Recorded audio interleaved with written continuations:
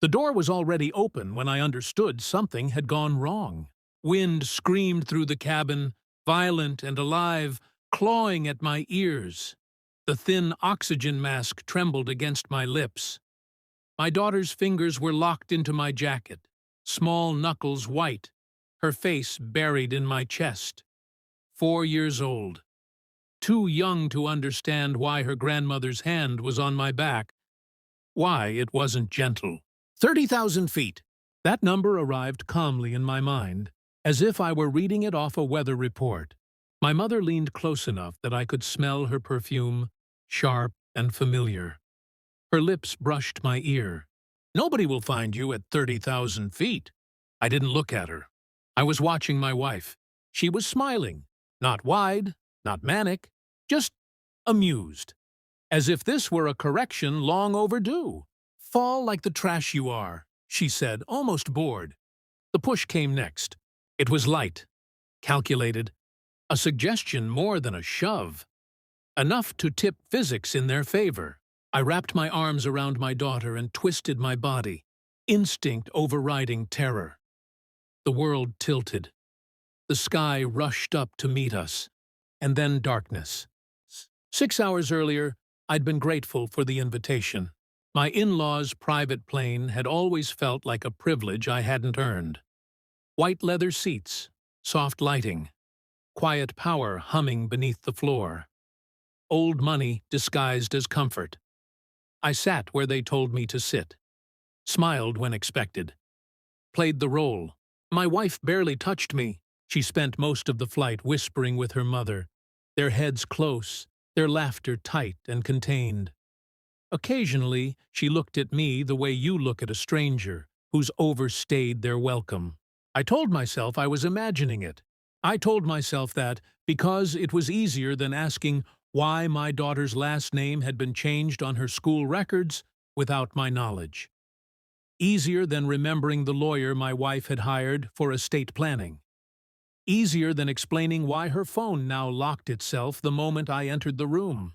The doubts stacked quietly. I stayed silent. That was my mistake. I began noticing patterns. The way conversations stopped when I entered. The way my wife flinched, not in fear, but irritation, when I touched her shoulder. The way my mother stopped calling me by my name and started calling me him. I checked records at night while they slept. Flight manifests, trust documents, insurance policies with beneficiaries I didn't recognize. I ordered a DNA test under the pretense of a health check. Told myself it was just to rule things out. The results hadn't arrived yet, but I already knew. People don't plan murders impulsively. They plan them when they believe the story is already written. And somewhere between the turbulence and the champagne, I realized I wasn't a husband on that plane. I was cargo. The sea was cold. That was my first clear thought when consciousness returned. How unfairly cold it was. How sharply it burned the lungs. The life vest had deployed automatically. Someone had planned for survival, just not for us. My daughter was crying, alive, her small chest rising in broken rhythm against mine. I held her above the water and counted breaths like numbers in a ledger. 1, 2, 3. Control the variables. Panic wastes oxygen. A cargo ship found us 40 minutes later. I didn't cry when they pulled us aboard. I didn't scream or curse the sky. I just kept my eyes open and my mind working. Because while they thought gravity had finished the job, I had already started the next move. When the plane landed, police were waiting. Not because of the fall, because of what I'd sent 6 hours earlier, scheduled to deliver whether I lived or died. Emails, files, recordings. A dead man's hand is steadier than a living one. They boarded the jet quietly. No sirens, no shouting. Just authority walking forward with purpose.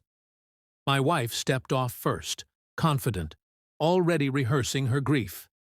My mother followed, chin lifted, righteous even now. Then the cockpit door opened.